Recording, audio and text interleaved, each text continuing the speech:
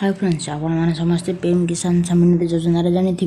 PM किसान सम्मान निधि योजना को नहीं केंद्र सरकार बड़ घोषणा कर जो चाषी मैंने आप्लाय करते 12तम किस्ती और 13तम किस्ती 2002 13तम किस्ती मिलवाक जाऊँगी 6,000 टंका।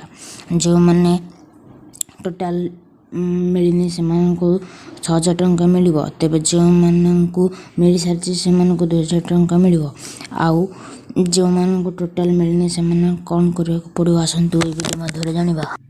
जो मैंने नुआ चाषी से 2023 टोटाल साइन ऑफन हो सारी तो आपण मैंने चाहिए ए ऑनलाइन माध्यम जाई सीएस सेंटर बा निजर लैपटॉप माध्यम आप पीएम किसान अप्लाई करें जार वेबसाइट चालू रही।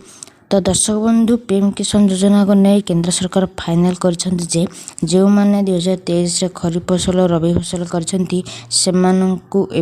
2,000 टंका मिल।